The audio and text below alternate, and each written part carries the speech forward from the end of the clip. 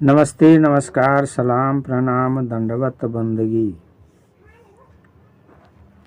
इस वीडियो से पहले आप सभी ने सुना सतगुरु कबीर साहब का सतलोक गबन। उसके बाद शबों के लिए लड़ाई होने पर हो गया और बिजली खां राजा बीरदेव सिंह में शबों के लिए वार्तालाप, फिर संतों के द्वारा चादर और फूल का बंटवारा हुआ। फिर दोनों तरफ से चादर का संस्कार किया गया, फूल का संस्कार किया गया, भंडारा हुआ। अब आइए आगे सुनते हैं। सतगुरु के सतलोक जाने के बाद संत मंडली का अगुआ कौन बना, उस स्थान का महंत किनको बनाया गया। इससे पहले आप सभी से अर्जी, निवेदन, विनती, प्रार्थना है, लाइक कर देंगे, सब्सक्राइब कर देंगे, शेयर कर देंगे, ताकि सभी भक्तों को सुनने के लिए मिले। साहेबंदगी, साहेबंदगी, साहेबंदगी। सतगुरुदेव के अभाव में संत मंडली बिना अगुआ के हो गई। अब यह आवश्यक हो गया कि किसको संत मंडली का अगुआ बनाया जाए, क्योंकि बिना अगुआ के संत मंडली चल नहीं सकती। परंतु अब किसको अगुआ बनाया जाए, यह कार्य कठिन था। अतः एवं संत मंडली ने अगुआ के चयन का कार्यभार श्रीमान महाराजा बीरदेव सिंह बघेल एवं श्री बांधव नरेश महाराजा राम सिंह को तथा संतों में सर्व श्री रविदास जी, सेन जी और पद्मनाभ दास जी को सौंपा गया और यह कहा गया कि जो पांचों पंच निर्णय करेंगे वही सबको मान्य होगा। पांचों पंच एकांत में विचार विमर्श करने लगे। अंत में यह निश्चय हुआ कि सबसे वयोवृद्ध श्री रविदास जी है। जब तक जीवित रहे संत मंडली के नेता बने रहे। परंतु इस निर्णय को श्री रविदास जी ने अस्वीकार कर दिया। उन्होंने कहा कि भाई, मैं वृद्ध हो चुका हूँ, इसलिए मुझसे यह कार्य नहीं होगा। मेरे गुरु समान बड़े गुरु भाई अब नहीं रहे, मैं भी अब उन्हीं का अनुसरण करूँगा। अब मैं इस लोक में अधिक दिन नहीं रहूँगा। अतः जो बात मैं आप लोगों से कहता हूँ, ध्यान से सुनिए और कीजिए। काशी नरेश ने कहा, महाराज, मैं तो आपको गुरुदेव के समान ही समझता हूँ, इसलिए जो आप कहेंगे वही मान्य होगा। राजा की बात को सुनकर श्री रविदास जी ने कहा, राजन, मगहर में जो गुरुदेव ने कहा था वह आपके ध्यान में नहीं है। उन्होंने श्री सुरती गोपाल दास जी को कहा था कि तुम पंडित अर्थात बुद्धिमान हो, इसलिए सेवा प्रचार कुटी को प्रचार का केंद्र बनाना और वहीं से सेवा प्रचार का कार्य आरंभ करना सतगुरु की आज्ञा भी है और सभी संतों में वही योग्य भी है। वे संत मंडली को सुसंगठित रखेंगे, इसलिए उनको ही संत मंडली का नेतृत्व करने वाला बनाया जाए। रविदास जी की बात सभी पंचों ने मान ली और संत मंडली में जाकर अपने निर्णय को सुना दिए। पंचों के इस निर्णय को सुनकर सभी संत ताली बजाने लगे और उठकर सभी ने उनको माला पहनाई। परंतु श्री सुरती गोपाल साहब ने कहा, मैं इसके योग्य नहीं हूँ। इस कार्यभार को श्री पद्मनाभ दास जी को सौंपा जाए, क्योंकि ये मुझसे पहले के शिष्य हैं और अवस्था में भी मुझसे बड़े हैं। इसलिए संतों का नेतृत्व करने वाला उन्हीं को बनाया जाए। अथवा छोटे गुरु भाई पद्मनाभ दास जी एवं जागू दास जी हैं, उनमें से किसी को नेतृत्व करने वाला बनाया जाए। मुझे अगुआ बनना स्वीकार नहीं है। श्री सुरती गोपाल साहब के अस्वीकारोक्ति से पांचों पंचों सहित संत मंडली निराश हो गई। इसी संदर्भ में श्रीमान पद्मनाभ साहब ने कहा कि नहीं, आप ही को अगुआ पद पर रहना होगा। इसका कारण यह है कि मैं थोड़े ही दिन के अतिथि रह गया हूँ, इसलिए नेतृत्व करने का कार्य मेरे से नहीं होगा। परंतु श्री सुरती गोपाल साहब ने उनकी एक न सुनी। तब पद्मनाभ साहब ने एक युक्ति विचारी। पद्मनाभ साहब बोले, आप मेरे को गुरु के समान मानते हैं ना? उन्होंने कहा हाँ। तब श्री पद्मनाभ साहब ने कहा, आप गुरु आज्ञा भी मानते हैं? उन्होंने पुनः कहा हाँ। पद्मनाभ दास ने कहा कि मैं आपका बड़ा गुरु भाई हूँ, इसलिए आपका गुरु भी हूँ। आप मेरी बात को माने तभी आप गुरु भक्त होंगे, अन्यथा इस मर्यादा हनन का दोष आप पर लगेगा। श्री पद्मनाभ स्वामी की बात सुनकर श्री सुरती गोपाल साहब मौन हो गए, क्योंकि युक्ति युक्त होने से कुछ उत्तर नहीं दे सके। इसके बाद संत मंडली ने कहा, मौन ही स्वीकार का लक्षण है।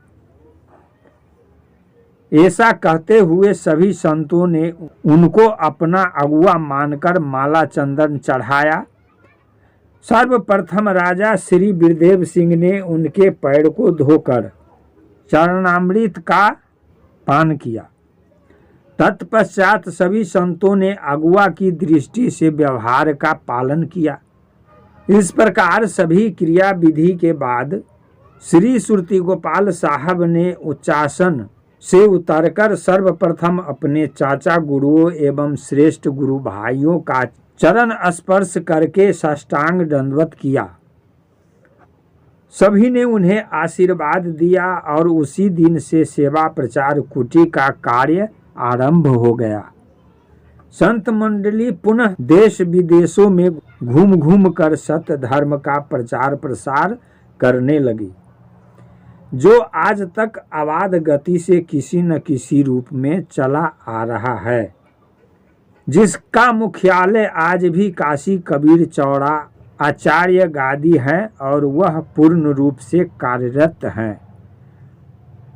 आशा है कि यह गादी उक्त अपने कर्तव्य को आगे भी चालू रखेगी, जिससे गुरुदेव का बताया हुआ मार्ग अवरुद्ध नहीं होने पाए। सेवा कार्य के लिए सभी कबीर पंथियों को चाहिए कि एकजुट होकर गुरुदेव की आज्ञा का पालन करें, क्योंकि उनकी आज्ञा का पालन ही उनकी सेवा है। आइए हम सभी सब भेद भावों को भुलाकर गुरुदेव की सेवा में एवं प्रचार कार्य में लग जाएं, तभी हम लोगों पर गुरुदेव का आत्मा प्रसन्न रहेगा। गुरुदेव की आज्ञा का पालन तब से आज तक काशी मूल गादी करती आ रही है, जिसमें निम्नलिखित आचार्य हुए हैं जो सदा सत्कार्य करते आए हैं। सर्वप्रथम सतगुरु कबीर साहब। कबीर चौड़ा गादी पर कितने महंत हुए?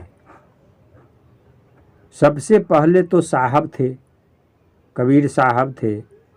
उसके बाद कौन हुए, फिर कौन हुए, आइए सुनते हैं। सर्वप्रथम सतगुरु कबीर साहब, द्वितीय श्री सुरती गोपाल साहब, तृतीय श्री ज्ञान साहब, चतुर्थ श्री श्याम साहब हुए और पांचवें में आचार्य श्री लाल साहब हैं, जिन्होंने कबीर पंथ की अत्यधिक श्री वृद्धि की है। उन्हीं के प्रचार कार्य के निर्माण परिणाम स्वरूप केवल तिरहुत मंडल में 360 झोपड़े काशी कबीर चौड़ा के हैं। जिनका मुख्य केंद्र सतमलपुर स्थान है। उसके महंत श्री रामावतार साहब हैं। उक्त स्थान समस्तीपुर जनपद में पड़ता है। छठवें श्री हरिमुख साहब हुए, जिन्होंने कबीर मठ का अच्छा विस्तार किया था। सातवें श्री शीतल दास जी साहब हुए, जो परम सिद्ध पुरुष थे, जिन्होंने सदैव धर्म प्रचार में अपना समय बिताया। आठवें श्री सुखदास जी साहब हुए हैं, जो परम ज्ञानी थे। नवे आचार्य श्री गुरु हुलास साहब जी थे, जो पूर्ण योगी थे, जिन्होंने आरा, पटना, छपरा आदि जनपदों में अनेक मठ स्थापित कराए। उनकी सिद्धि की चर्चा आज भी जनसाधारण में व्याप्त है और वे घूमते हुए वर्तमान भोजपुर जनपद में गए, जिसके अंतर्गत आयर नाम की एक बस्ती है, जो आरा नगर से पश्चिम दक्षिण कोने पर 12 मील की दूरी पर स्थित है। वहीं पर आप श्री की समाधि है। कहा जाता है कि उक्त गांव के मठ में आप रुके हुए थे। जब आपका समय सतलोक जाने का हो गया था, तो आपने गांव के निवासियों को बुलाया और कहा कि अब मैं सतलोक जाऊंगा। उक्त बात को सुन करके आपके आसपास के राजपूत शिष्य आए, जिनसे आपने कहा कि तुम लोग समाधि खोदो, मैं उसमें जीवित बैठूंगा। तत्पश्चात उस मठ के पास का एक शाक्यदीपी ब्राह्मण, जो आपका शिष्य था, वह आया और उनसे कहा कि गुरुदेव, अभी 41 दिन दक्षिणायन है। आप इस प्रीत्यान में कैसे शरीर का त्याग करेंगे? आप 41 दिन यहीं पर समाधि लगाए बैठे रह गए। तदंतर आपने वहीं पर जीवित समाधि ली।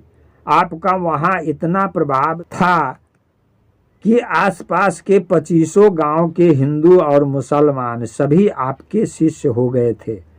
वहाँ के लोग आपको भगवान शंकर की भांति पूजन करते थे।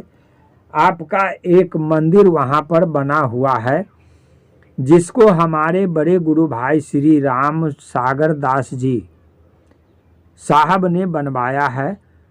वहाँ पर प्रतिदिन पूजा पाठ होता है। श्री माधव साहब 10वें आचार्य पद पर हुए हैं, जो भगवान माधव के समान बड़े बड़े दुर्वृत्तियों को सुधार कर वैष्णव बनाए थे।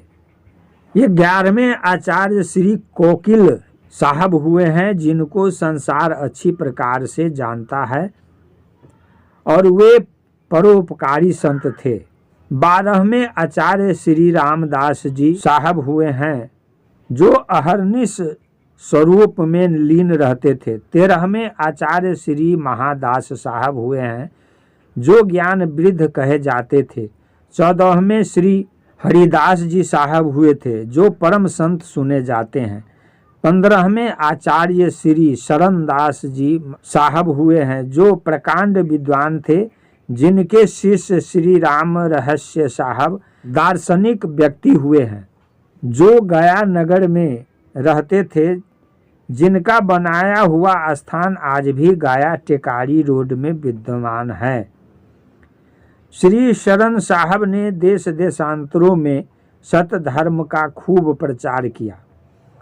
16वें आचार्य श्री पूरन साहब हुए हैं, जो सदा योग्य ध्यान में ही डूबे रहते थे।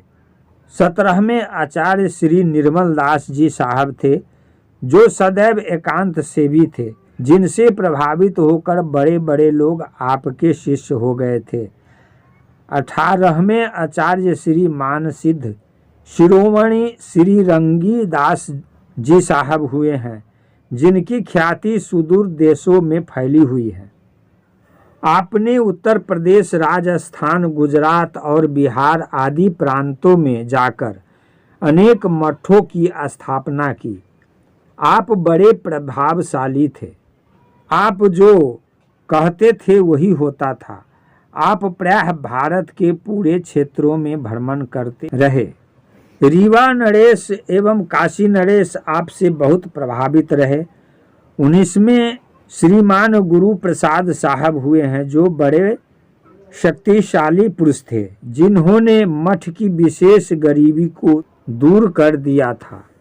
आपके अकथ परिश्रम से ही बाहुल मठों की खेतियां सुधर पाई। 20वें श्रीमान प्रेम साहब हुए हैं, जो प्रेम के स्वरूप ही रहे। 21वें श्रीमान अनंत संत से भी परम गुरुदेव आचार्य श्री रामविलास दास जी साहब हुए हैं, जो महान बुद्धि के थे, जिन्होंने कबीर चौड़ा स्थान का कायाकल्प ही कर दिया। आपके ही द्वारा स्थानीय आय का सुधार हुआ है। आप गरीबों से बड़ा प्रेम रखते थे। आप जीवन पर्यंत सत्कार्य करते रहे। आपने 2 मंदिरों का जीर्णोद्धार कराया और बहुत से भवनों का निर्माण भी कराया। आपकी कृति महान है। 22वें आचार्य श्रीमान पूज्य अमृत दास जी साहब हैं, जो भीष्म की भांति अहर्निश सत्य कार्य में लगे रहते थे। आपकी सादगी और मृदु स्वभाव से पंथीय लोग अत्यधिक प्रभावित होते रहे। वर्तमान में 23वें आचार्य श्री गंगा शरण साहब हैं। कबीर चौड़ा का संत साहब का जो आचार्य पद पर हुए थे, उनका फिर से एक बार स्मरण कर लिया जाए। सर्वश्री सतगुरु कबीर साहब, दूसरे श्री सुरती गोपाल साहब, तीसरे आचार्य ज्ञान साहब, चौथे आचार्य श्याम साहब, 5वें आचार्य लाल साहब, 6ठे आचार्य हरिमुख साहब, 7वें आचार्य शीतल साहब, 8वें आचार्य सुखदास साहब, 9वें आचार्य हुलास साहब, 10वें आचार्य माधव साहब, 11वें आचार्य कोकिल साहब, 12वें आचार्य श्री राम साहब, 13वें आचार्य महादास साहब, 14वें आचार्य हरिदास साहब, 15वें आचार्य शरणदास साहब, 16वें आचार्य पूरन साहब, 17वें आचार्य निर्मल दास साहब, 18वें आचार्य रंगी दास साहब, 19वें आचार्य गुरु प्रसाद साहब, 20वें आचार्य प्रेम साहब, 21वें आचार्य रामविलास साहब, 22वें आचार्य अमृत दास साहब, 23वें आचार्य गंगा शरण दास साहब। इस प्रकार आज तक सभी आचार्य अपने अपने समय में मनसा वाचा करुणा से सेवा करते आ रहे हैं। साहेबंदगी साहेबंदगी साहेबंदगी। इस प्रकार कबीर साहब के बाद कबीर चौड़ा के आचार्य पद पर आसीन हुए श्री संत महाराज का जीवन परिचय संपूर्ण हुआ। आशा करते हैं कि आप सभी संतों प्रेमियों को अच्छा लगा होगा। त्रुटि के लिए क्षमा चाहते हैं, क्षमा करेंगे। साहेब बंदगी साहेब बंदगी साहेब बंदगी।